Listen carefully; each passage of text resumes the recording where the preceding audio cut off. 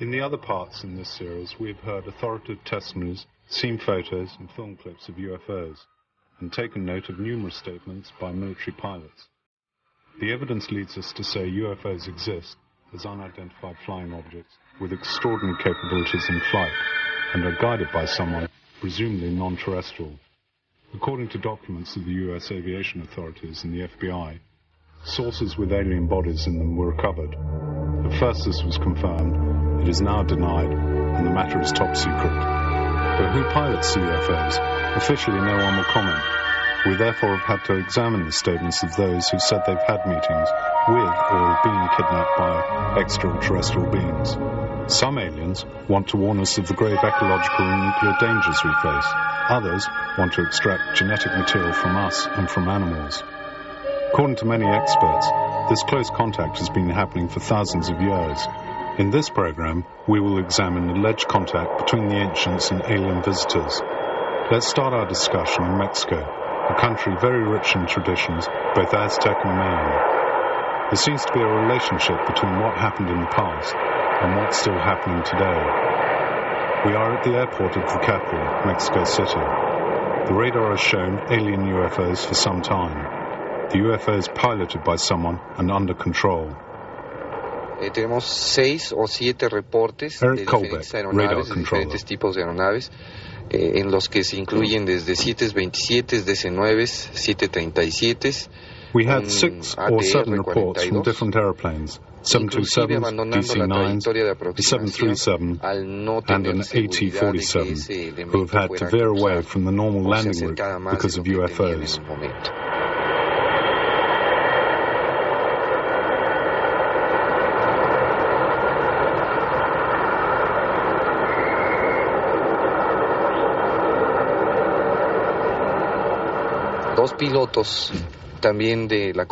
Two pilots from Air Mexico declared that they had almost collided with an object of a metallic type, about 30 meters long. Con un aparato de color platino, aparentemente de 30 metros de largo, que se les echó prácticamente encima. After having lowered the undercarriage, they looked up and realized they were risking a collision with an unidentified flying object.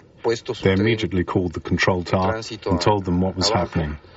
Y próximo a tomar la trayectoria final de la pista, al levantar la vista y encontró de frente este objeto de 30 metros de color platino que se les fue encima. Se les fue encima, ellos sintieron que se iban a colisionar con él, a lo cual hicieron un reporte inmediato a la torre de control. Nos acabamos de cruzar con un aparato en una forma fuerte, asustados. As a result, the undercarriage was damaged. These are the extraordinary pictures taken near the airport of Mexico City by members of the group, the Vigilantes, which is composed of sky watchers, whose material is verified by the University of Mexico. In particular, it shows it wasn't a question of weather balloons, but of UFOs. They saw airlines and UFOs together on the same screens.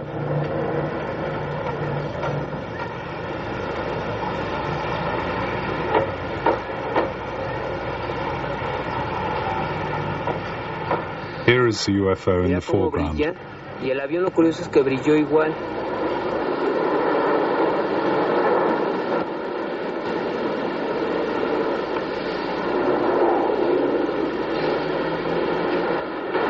Again, here is the UFO. On the 3rd of May 1975, the pilot Carlos de los Santos was flying in a Piper aeroplane. He called the control tower. Mayday, mayday.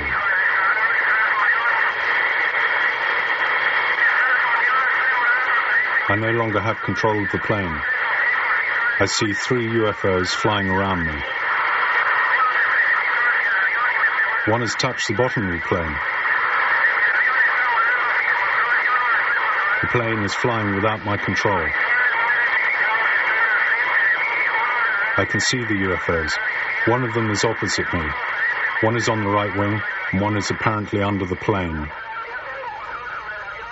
Carlos was able to escape, but in other cases, in other countries, it doesn't always have a happy ending like this. Mexico City. The UFO sightings became very frequent after the total eclipse of the sun in 1991.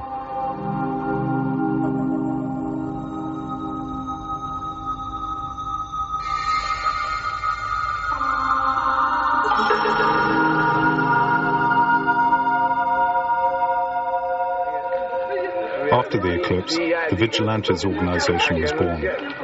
These are some of their photos. Here is a UFO which seems to turn in a spiral on itself.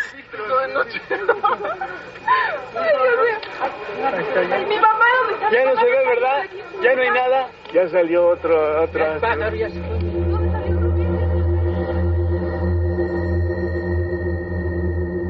Here is the same object, filmed from a different location.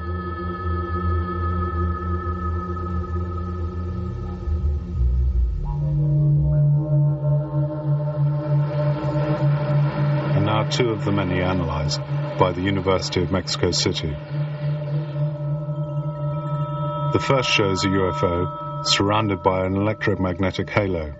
The second, however, is that of a weather-sounding balloon.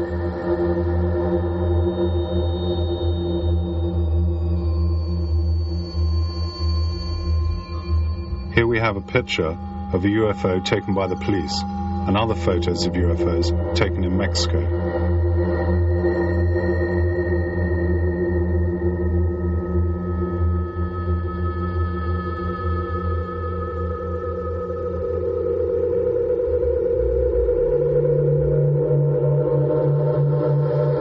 And here is the analysis of that on a computer. The researchers then went on to the place and interviewed the witnesses.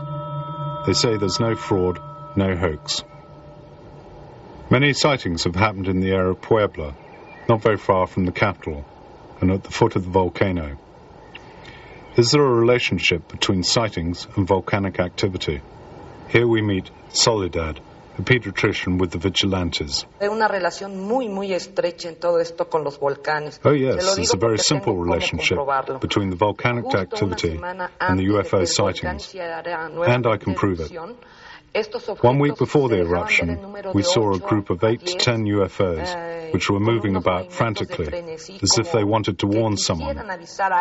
Exactly a week later, there was a volcanic eruption. Una semana después de tanto avistamiento es cuando hace erupción el volcán.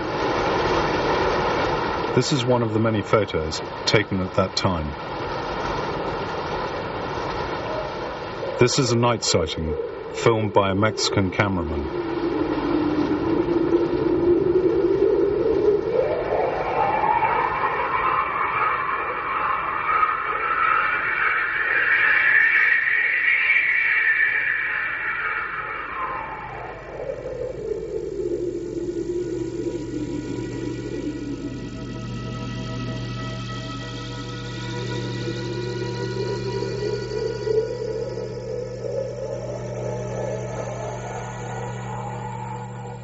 Hernandez.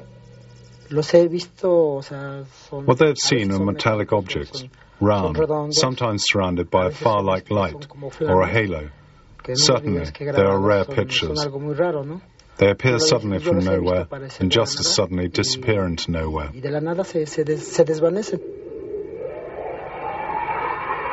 So many people say they're ghosts, magic, but is it an intelligence which has always existed, which has always been in our culture, even in our pre-Hispanic culture? Y eso se plasman a través también de las cosas prehispánicas que encontramos.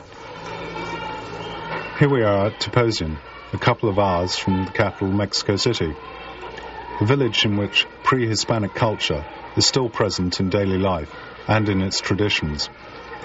We meet Carlos Diaz, who in the last 15 years has taken stunning photos and films of UFOs. He says he's in contact with their occupants, and they are beings similar to us. Even these photos have been analyzed scientifically. They are enormous objects of light which can transform themselves into metallic discs.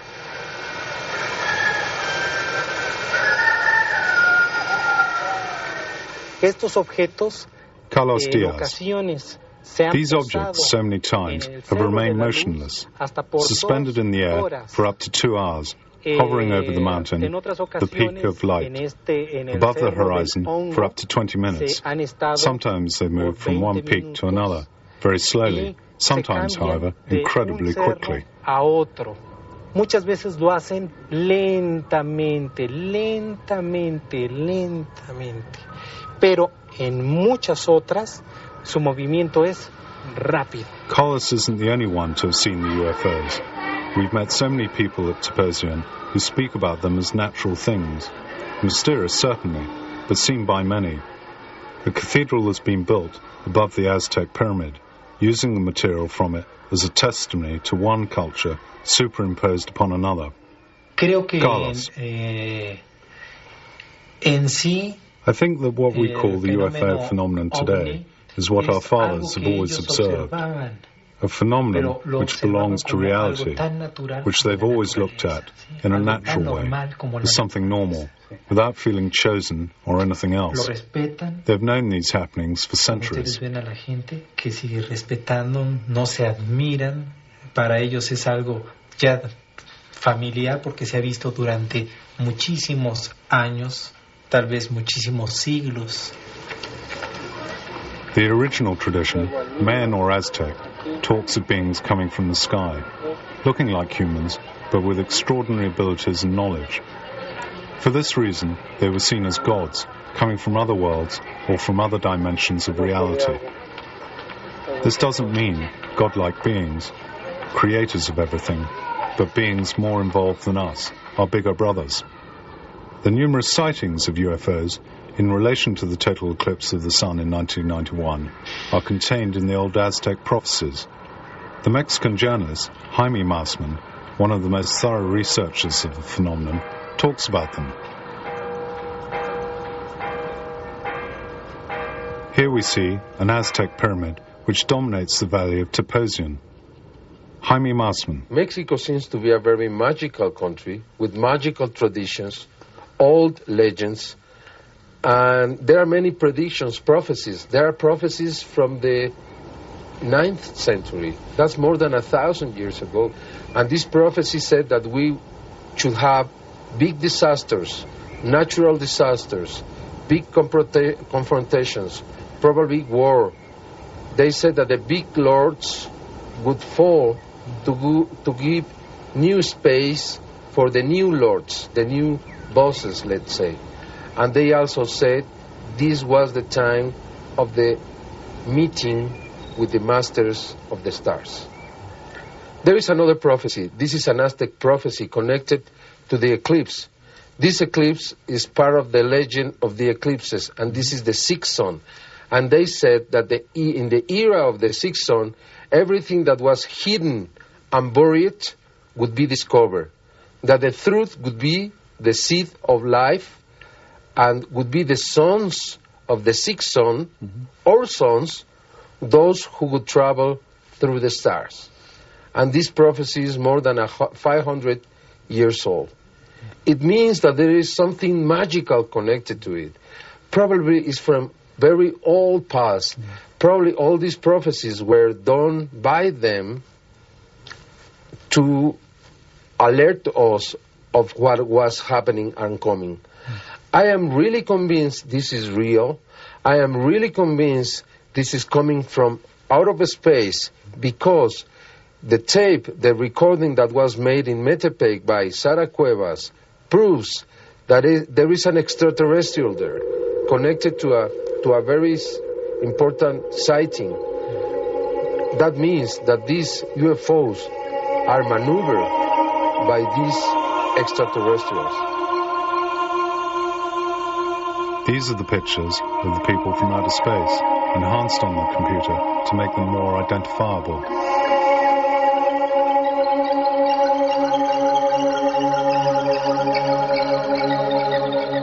And this is an old Aztec representation of a being coming down from the sky on a cloud, which rules a whole palace, and of a being coming down symbolically on a winged dragon, perhaps their way of indicating a flying object.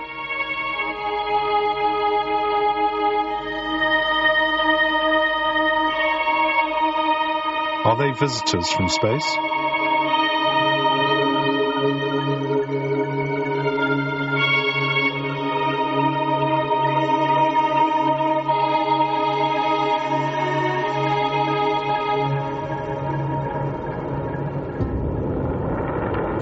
On this base relief, according to many experts, an astronaut is portrayed, sitting down in command of a spaceship.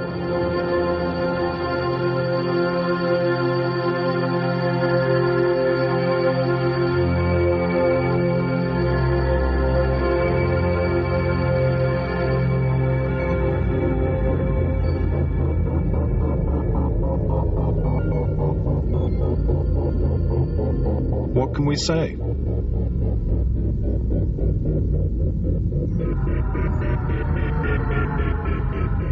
In the old traditions, they talk about beings who came down from the sky to bring culture. Then they went away, saying that one day they would come down the old stairs again. The translation of the Mayan hieroglyphics says just this: one day, Kukulkan will return. Is he about to? In ancient cultures, beings from the sky were seen as gods. Is it only a fantasy? It seems not. Only a few years ago, anthropologists discovered the same phenomenon, which they called the cargo cult. Whole populations in New Guinea remained in total isolation from our civilization until towards the end of the Second World War. Then, they saw helicopters and military planes land on their islands, which were transformed into small bases. To get round the population, the pilots bought gifts. At the end of the conflict, the bases were abandoned.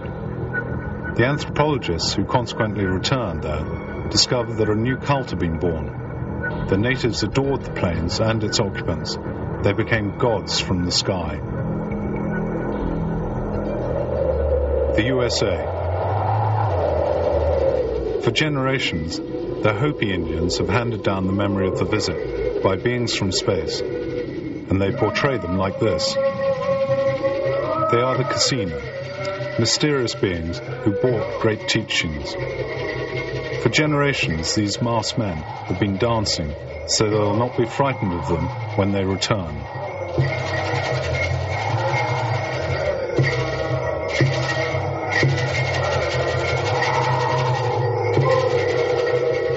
The Casina descended from flying objects that the Hopi portray in these pictures.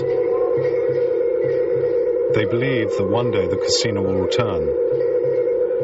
Some tribes say that they've been visited in recent years by beings from space.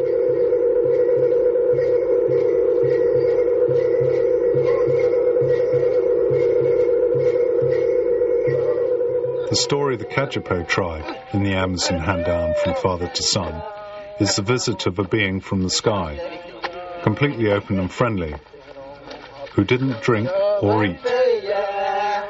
In one night, he learnt their language and taught them farming and hunting skills. Before leaving, he promised to return.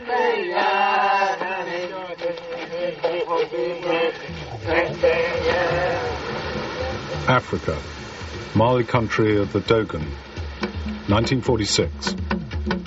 The old priest, Ogo Temeli, explained to the anthropologist, Marcel Griol, their vision of the world.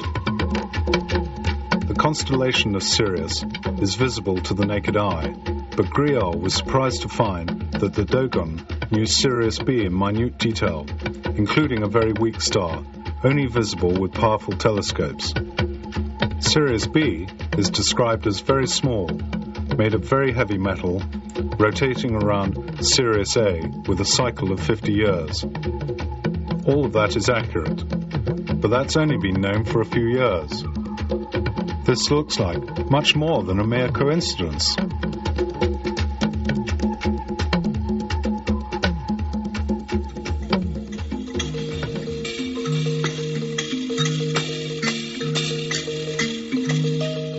The Dogons say that all has been taught to them by the Neuromo, who came from the stars on an ark, red as fire, but which became white when it landed. It had a pyramid shape. Surely this sounds like what we now call UFOs.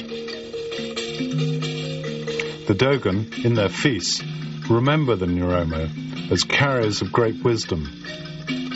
Even the Dogon say the Neuromo will return. But the UFO phenomenon seems to be present even in the distant past. These are some of the carvings discovered in the country's caves, almost living testimonies from thousands of years ago. Iraq. According to some experts, we can find very detailed information on UFOs and aliens in the old Sumerian culture, now considered to be the cradle of our civilization. The people then had extraordinary astronomical knowledge. Zachariah Sitchin. If somebody says, where did you get the idea? I say, I read the Sumerian tablets, and that's what they say. They said that our solar system is made up of 12 members.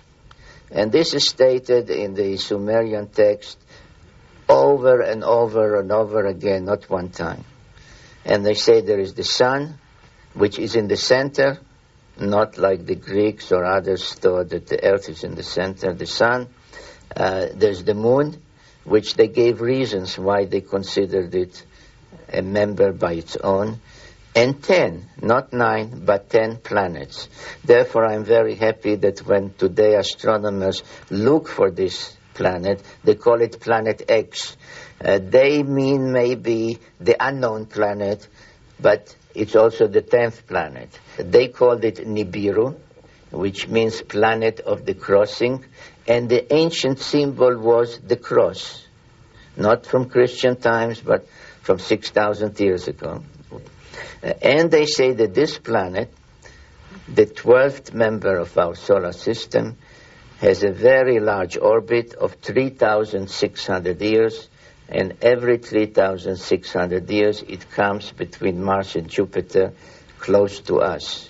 And it is then, they said, that people that look like us, not with little horns or green, people that look like us started to come between their planet and Earth about 450,000 years ago. Why do they look like us? We look like them. Because if you know the Bible, which is based on the Sumerian tales, at some point they engaged in genetic engineering and mixed their genes with the genes of Homo erectus. We can use various scientific terms, but let's say with early hominids, to bring about Homo sapiens, us. They, Sumerians, call them Anunnaki, which means literally those who from heaven to earth came. It was not a one-time visit like they were traveling from here to there and crashed. They came and went every 3,600 years. And the original reason was to find gold. Not for jewelry, not for coins, but to survive on their planet. Because according to all these texts, that they dictated to the Sumerians about how it started and why they came and what they did before we knew how to write, that they were losing the atmosphere on their planet. And the atmosphere was the only thing, not only for breathing, etc., but that protected the heat, because the planet goes out very far, it's very cold, but has internal heat, which is protected only by the atmosphere, like a hothouse, like a greenhouse. If you lose the atmosphere, you lose life. So their scientists decided that the only way to protect it is to create a shield of gold particles. And Earth, apparently, is the only planet in our solar system that has gold. All the religions we know about, even the esoteric ones like the Hindu and the Maya, etc. Not to speak about the Bible, which speaks about the return of the kingdom of heaven to earth, the second coming, all these expressions. The Jews believe in messianic times. Also, it seems that the memory of mankind all over the world is that they will come back. All the indications, there's the Maya calendar, which comes to a culmination in 2012. There are many signs that things are about to happen. I cannot tell you now exactly the date. The interesting question is, what will happen when they come back? If you check the progress of our civilization, the Sumerians, before the Sumerians, the Neolithic, the New Stone Age, the Mesolithic, etc., it was every 3,600 years. It is as if each time they come, they take a look at us and say, okay, let's give them more knowledge, more civilization. But one time they said it's no good. So what will happen, I don't know. I'm not a prophet, but I can tell you what happened in the past. Of course, these are both amazing and frightening things. But couldn't this tablet be interpreted as showing the descent of a spaceship? Is it a question of God? Either you say each planet is a little world and has its own God, or you say there's one God for the whole universe. And this is what the Anunnaki believed in. Their God was the God of the universe. And this also comes out in the Bible, especially in the prophets, Jeremiah, Isaiah, etc., of a universal God that encompasses the whole universe. Is this the link between the Sumerians and the ancient Egyptians? The gods were the same. They're called different names, but they were the same Anunnaki. According to the Egyptian religion, they believed that the Pharaoh, being a demigod, half a god, was entitled, after his death, to go on a journey to the afterlife to join the gods on their planet. So the whole Egyptian religion, the whole Egyptian royal life, all the monuments, all the temples were really geared to this one moment when the Pharaoh, dying, was mummified and through a door facing east joined the gods.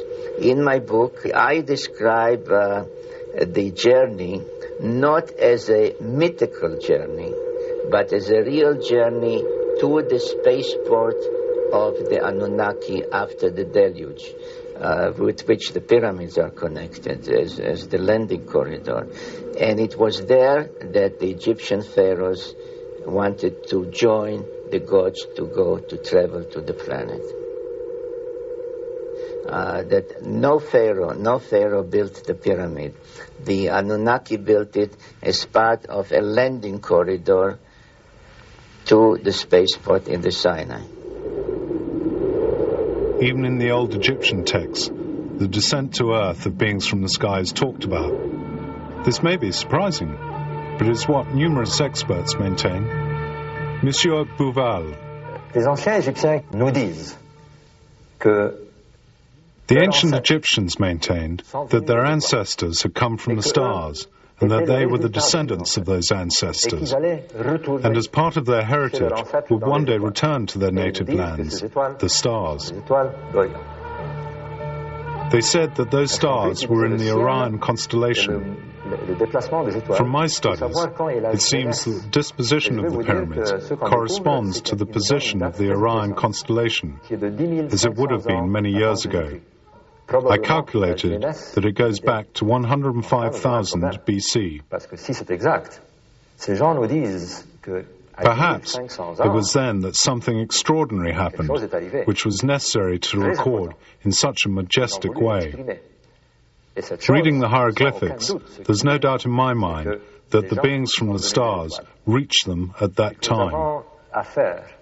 The ancient Egyptians knew astronomy, geometry, construction, etc. It's probable that this knowledge was given to them by those visitors.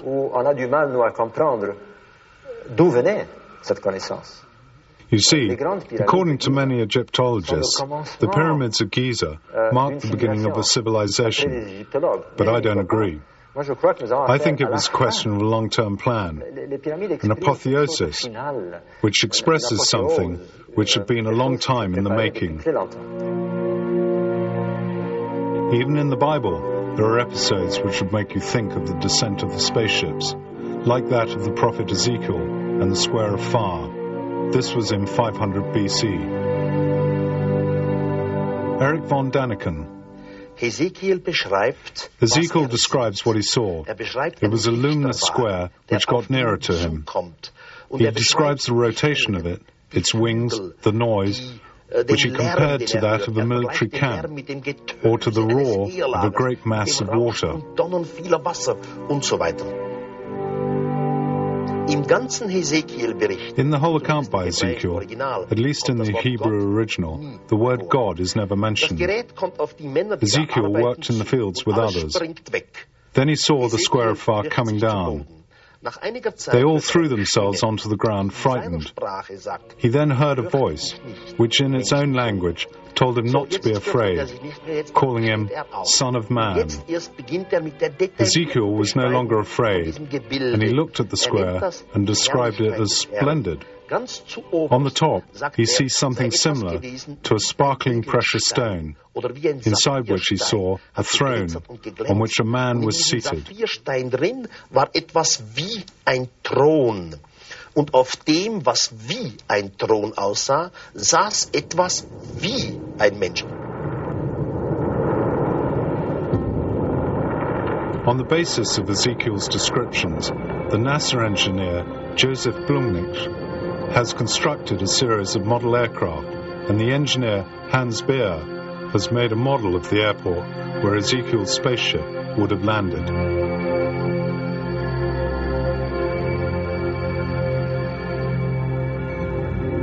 Now we're in India. In the ancient Vedic texts, you can find testimonies of astronauts who've come from other worlds and from other dimensions, who have met beings from different races, exhibiting extraordinary powers.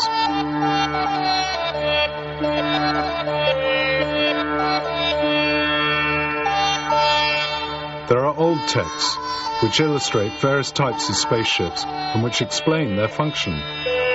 They are the Vijnana, which reminds us of what we call UFOs today. They have extraordinary flying capabilities and could disappear and reappear at speed.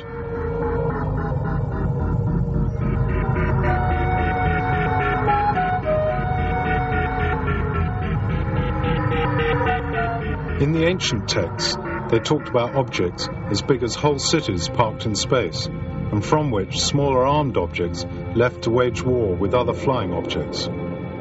That's what's recounted in many of the old Vedic tales, but you have to read them in a positive, non-mythological way.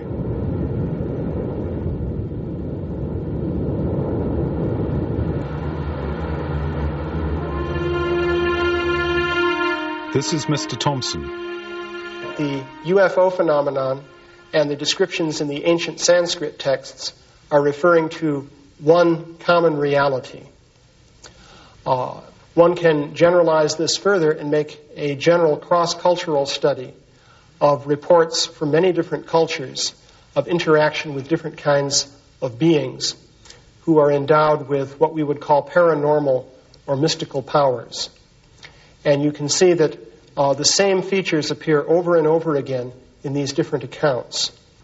So I'm interpreting this as evidence that these accounts refer to something actually real, that people from different cultures are describing the same sort of thing because they're interacting with an actual reality, as opposed to simply speculating or coming up with mere poetry.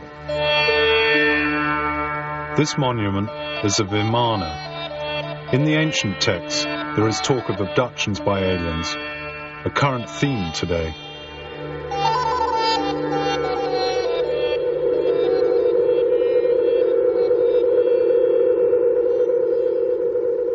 If you go to the Mahabharata, which is an ancient Sanskrit text, you can read about the abduction of a man named Duryodhana, who was a king.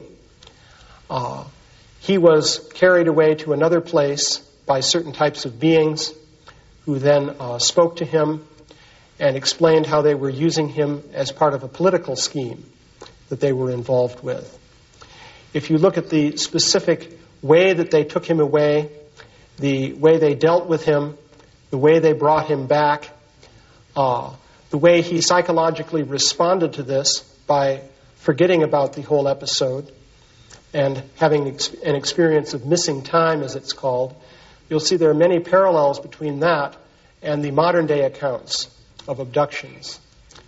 So I would propose that a similar kind of thing is happening. But is there a common thread between the various cultures? The old Indian traditions which go back to the Aryan writings, the Vedas. Now the Aryans, the so-called Aryans, came from Anatolia. And if you study again all these ancient religions and cultures, you see that they all are versions in their languages, with their names for the gods, of the Sumerian pantheon.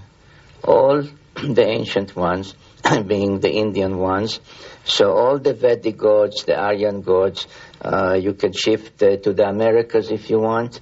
In Mesoamerica, the Aztecs spoke of the chief god Quetzalcoatl. The Mayas called him Kukulkan.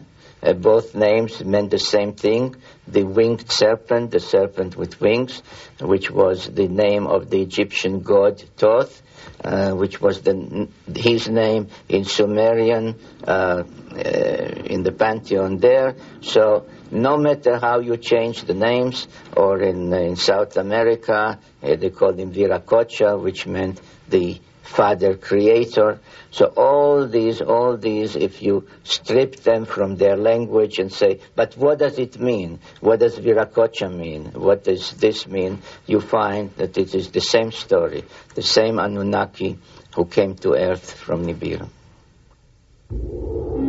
This thesis of Stitchin, with a common root for all these histories, is fascinating, even though it's been much discussed. UFO sightings are present in many cultures. In the Greek culture, they talk about luminous bodies seen in the sky, the doxus. In the Roman era, Pliny, Seneca, and Tito Livio talk about the UFO phenomenon. In a book by Cinlio Osquente in the 3rd century AD, we read about flying burning shields, the clippi ardente.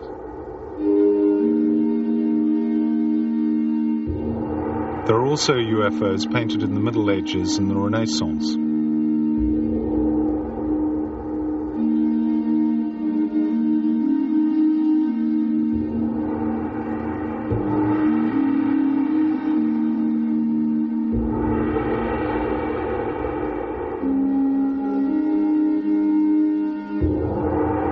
This engraving of 1479 shows a flying object in rocket form.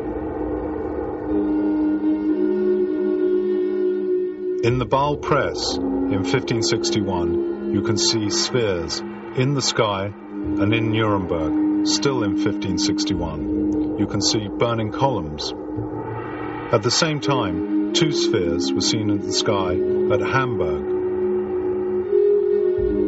In the USA, towards the end of the last century, there were sightings of airships and spaceships. In 1896, it was the turn of a flying saucer above San Francisco.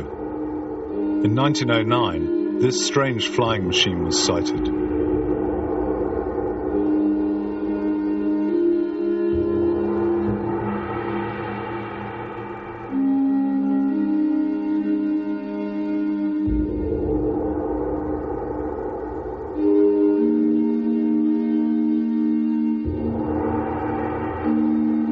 modern history of the UFOs started on the 24th of June 1947 with the sighting of a mysterious object by the American pilot Kenneth Arnold.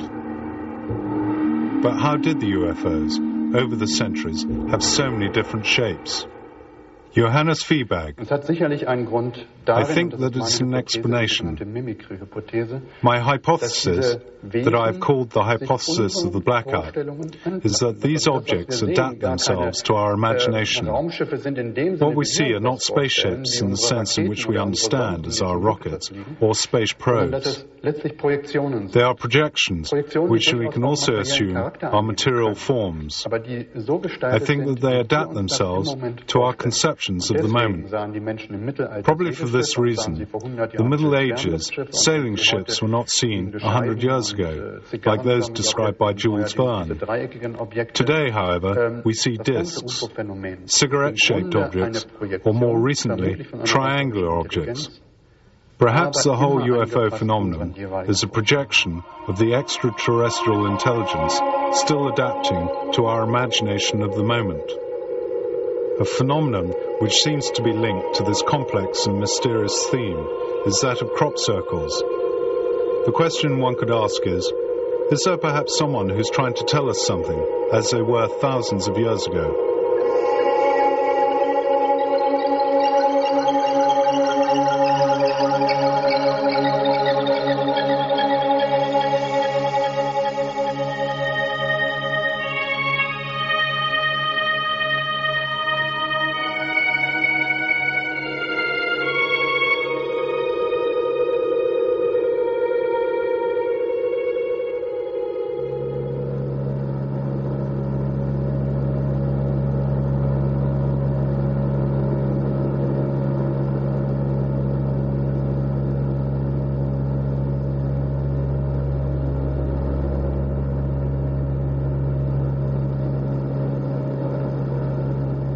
Since the 70s, in southern England, these strange designs have been observed, unexpectedly by night. It was immediately thought of as a hoax, which was true in some cases. But the study of the phenomenon shows that many circles are genuine. An abnormal radioactivity was revealed on the spot and in the lab. A change. The structure of the wheat ears was examined. What's more, the ear spikes are only bent and not broken. How is this possible? And the fields have obviously been interfered with. Mr. Taylor. They are definitely genuine. I have lots of information to prove that something locks on to a particular thing in the cornfields, and they do this in the dark. What happens, you have a green field, and whatever it is it can see in the dark to such an extent it will pick a line that your eyes, the human eyes, cannot pick up in the day, lock onto that and use that as a center point. I have many small circles about this big right in the middle of the tram lines, and that's about 11 meters away from anywhere, and there are no marks to it at all. And then the crop circle can form any size it wishes from that point onwards. The phenomenon is present in many countries, not just England. All over the world. They're in Russia and as well. We've had Russian people come to England to look at our crop circles to see if they're the same as the ones they have in Russia. We have them in ice lakes. We've had them in Sweden, in Canada.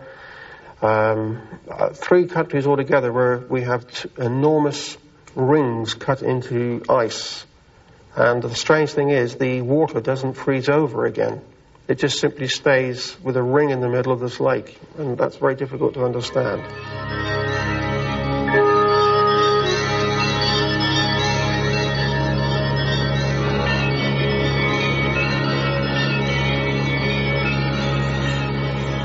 Colin Andrews.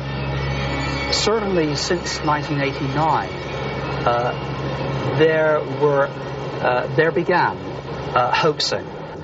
So undoubtedly, many of the crop circles appearing around the world, but particularly in southern England, are hoaxed circles. But for certain, there is a core phenomena, which is a very important phenomena. I have my own views, on where I think perhaps the, shall we say, the crop circle maker is coming from.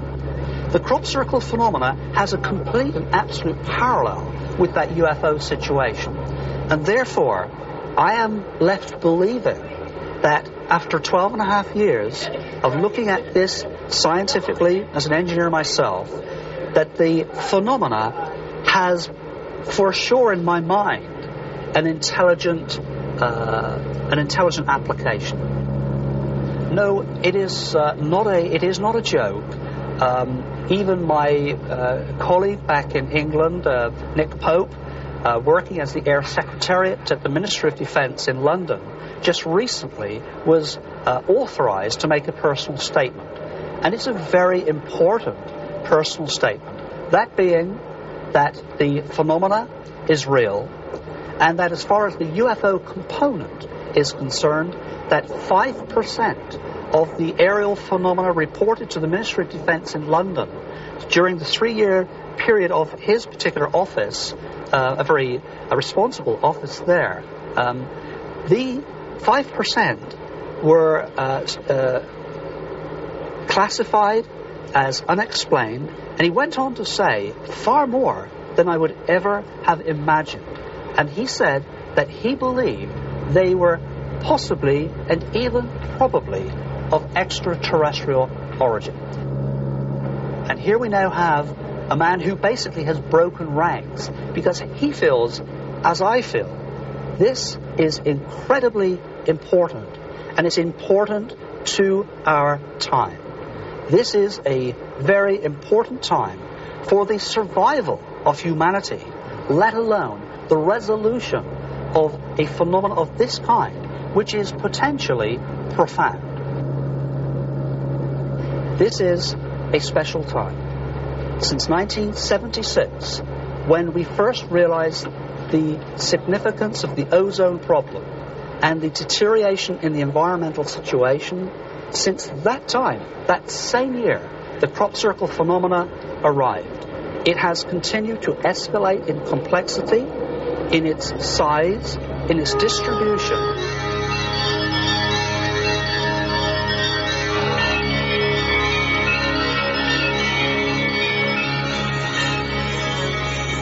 Native Americans can understand some of the crop science. And when I went to America, a Hopi Indian drew out exactly this design. He did not know that I had this on my files. And he explained that this is the sign of the Creator returning. And when we see this sign, we must be ready for him.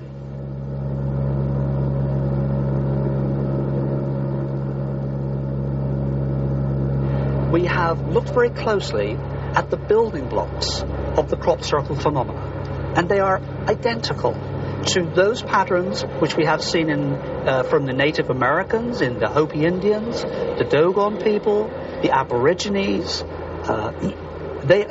All of the indigenous peoples have drawn these same patterns for many, many years.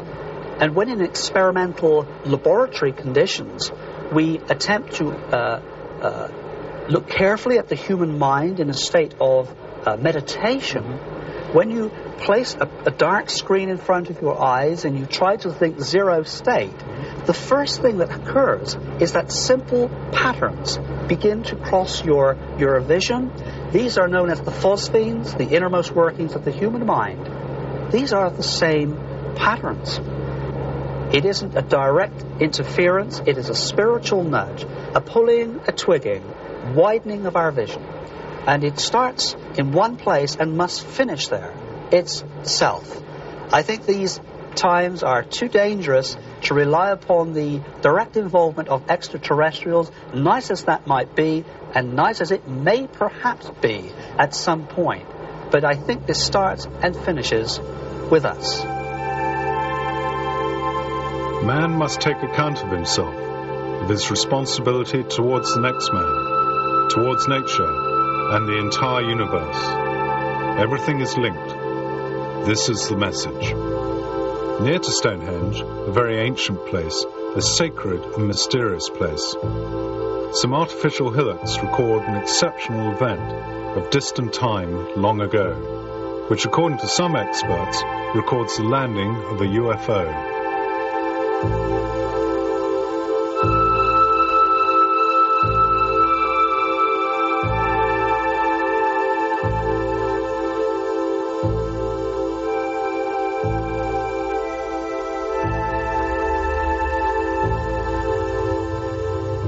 The theme of the next program is what lies behind the top-secret policy of so many governments on the UFO phenomenon. Coming soon, Ultra Secrets.